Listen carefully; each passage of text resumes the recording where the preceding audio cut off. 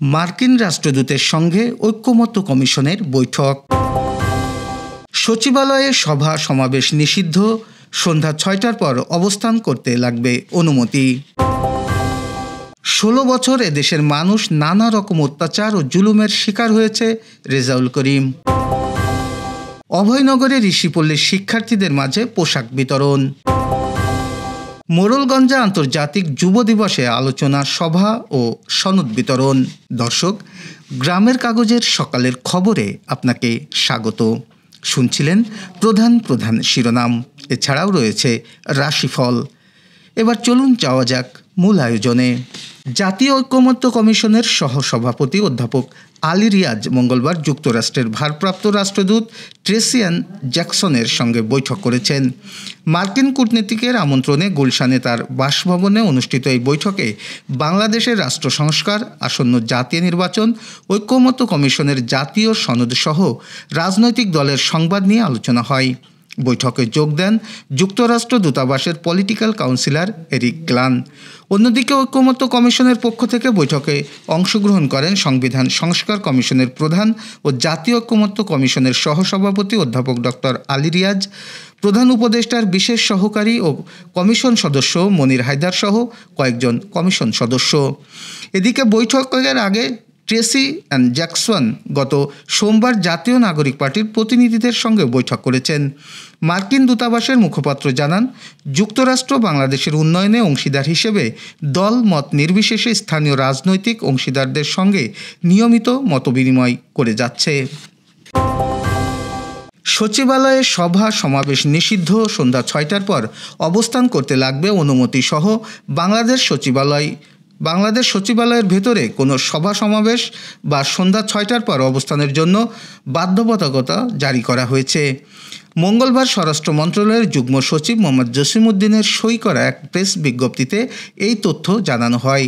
এতে বলা হয়, দেশের প্রশাসনের প্রাণকেন্দ্র হিসেবে বাংলাদেশ সচিবালয়ের অভ্যন্তরে প্রত্যেকটি ভবনের নিরাপত্তার বিষয়টি অত্যন্ত গুরুত্বপূর্ণ।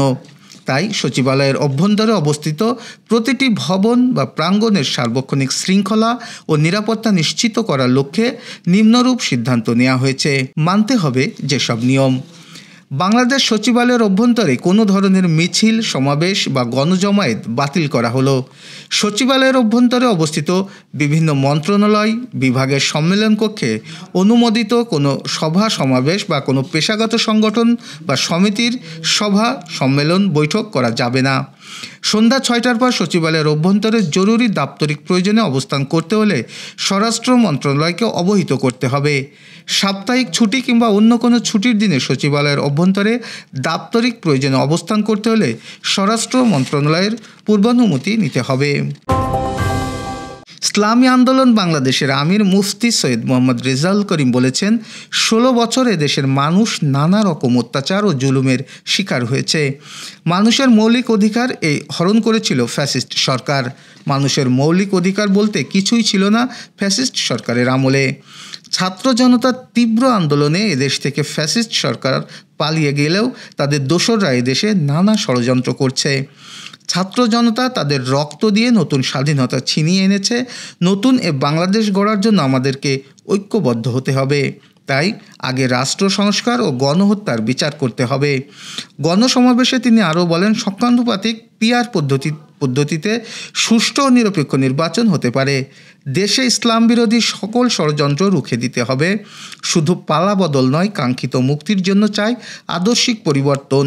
আজ মঙ্গলবার বিকেলে মাগুরা ময়দানে গণসমাবেশে এই কথাগুলো বলেন তিনি। অভয়নগরে আব্দুর রশিদ খান ঠাকুর ফাউন্ডেশনের উদ্যোগে ঋষিপল্লীর শিক্ষার্থীদের মাঝে পোশাক ও শিক্ষা সামগ্রী বিতরণ করা হয়েছে। মঙ্গলবার দুপুরে তালতলা কমিউনিটি সেন্টারে আয়োজিত অনুষ্ঠানে বাঘুটিয়া ও তালতলা দুটি ঋষিপল্লীর মোট 152 জন শিক্ষার্থীকে এক সেট পোশাক, জুতা, মোজা, বেল্ট সহ একটি করে স্কুল ব্যাগ প্রদান করা হয়। এছাড়া ঝরে পড়া শিশুদের বিনামূল্যে পড়াশোনার ব্যবস্থা করার লক্ষ্যে নোয়াপাড়া বাজারের বিভিন্ন দোকানে খোঁজ নেন সংস্থার কর্মকর্তারা। অনুষ্ঠানে উপস্থিত ছিলেন ফাউন্ডেশনের প্রকল্প সমন্বয়ক আব্দুর রহমান, সিপিসি কমিটির সভাপতি এনায়েত হোসেন মোল্লা, সদস্য রবিউল ইসলাম রবি, ইকবাল গাজী, বাইজিদ হোসেন মোল্লা, সংস্থার ম্যানেজার সোহানুর রহমান সোহান, ফিল্ড অফিসার লাবলু বিশ্বাস ও শ্যামলী খাতুন। বাগেরহাটের মোড়লগঞ্জে জাতীয় ও আন্তর্জাতিক যুব দিবস 2025 উপলক্ষে আলোচনা সভা, সনদ বিতরণ ও শপথ বাক্য পাঠ অনুষ্ঠিত হয়েছে। মঙ্গলবার বেলা 11টায় উপজেলা যুব উন্নয়ন অধিদপ্তরের আয়োজনে সভাকক্ষে আলোচনা সভায় প্রধান অতিথি ছিলেন উপজেলা নির্বাহী অফিসার হাবিবুল্লাহ। উপজেলা যুব উন্নয়ন কর্মকর্তা AKM ইখতিয়ার উদ্দিনের সভাপতিত্বে প্রযুক্তি নির্ভর যুবশক্তি, বহুপাক্ষিক অংশদারিত্বে প্রতিপাদ্য বিষয়ের উপর অন্যান্যের আলোচনা করেন উপজেলা কৃষি অফিসার কৃষিবিদ সাইফুল ইসলাম, প্রকল্প বাস্তবায়ন কর্মকর্তা আব্দুল আল জাবির, প্রাণী সম্পদ কর্মকর্তা ডাক্তার আবু হানিফ, উপজেলা জামায়াত ইসলামের আমির মাওলানা শাহাদাত হুসাইন, সমাজসেবা গৌতম কুমার বিশ্বাস, ICT অফিসার ত্রিদীপ সরকার, সহকারী যুব উন্নয়ন কর্মকর্তা নাসির উদ্দিন, প্রেস ক্লাবের অর্থ দপ্তর সম্পাদক শেফালি আক্তার রাখি, যুব সংগঠক আবুল কালাম খান। সভাটি সঞ্চালনা করেন সহকারী যুব উন্নয়ন কর্মকর্তা গোবিন্দ চন্দ্র বিশ্বাস। এ পর্যায়ে জেনে নেব কেমন যাবে আপনার আজকের দিন, অর্থাৎ 13 আগস্টের রাশিফল। মেষ রাশি, কারো প্ররোচনায় হঠাৎ কোনো কাজে হাত দেবেন না। শত্রুর কারণে বাড়িতে অশান্তি বৃদ্ধি পাবে। বাড়তি টাকা আয় করতে গিয়ে বিপদ হতে পারে। জমি ক্রয় বিক্রয় নিয়ে আইনি ব্যবস্থা নিতে হতে পারে। বৃষ রাশি, প্রেমের ব্যাপারে খুব সতর্ক থাকতে হবে। প্রতারিত হওয়ার যোগ আছে। বাড়িতে চুরি হওয়ার আশঙ্কা রয়েছে। নতুন কাজের যোগাযোগ হতে পারে। বাড়তি খরচের জন্য সঞ্চয় বাধা। মিথুন রাশি, কর্মক্ষেত্রে দায়িত্ব পালন নিয়ে বিবাদ বাধতে পারে। শরীরের সমস্যায় বহু অর্থ ব্যয় হতে পারে। সম্পত্তি নিয়ে প্রতিবেশীদের সঙ্গে বিবাদ হতে পারে। পারিবারিক জীবনে অশান্তি বাড়তে পারে। কর্কট রাশি, ব্যয়ের প্রতি একটু বেশি নজর দিতে হবে বা সংযত থাকতে হবে। শরীরে নানা রকম রোগের উপদ্রব দেখা দিতে পারে। পাশের বাড়ির লোকের জন্য বদনাম রটতে পারে। সিংহ রাশির, কর্মক্ষেত্রে ক্ষোভ প্রকাশ না করাই ভালো। মামলায় জড়িয়ে পড়ার আশঙ্কা রয়েছে। কোনো আত্মীয় শত্রুতার জন্য দাম্পত্য কলহ অনেক দূর যেতে পারে। নতুন চাকরির সুযোগ আসতে পারে। কন্যা রাশির, ব্যবসায়ী জটিলতা কাটিয়ে ওঠার সময়। নতুন কোনো কাজের ব্যাপারে ভাবনা চিন্তা করতে পারেন। ঋণ পরিশোধ করার জন্য সঞ্চয়ে ব্যাঘাত ঘটতে পারে। কোনো ক্ষতের ব্যাপারে চিকিৎসায় খরচ বৃদ্ধি পেতে পারে।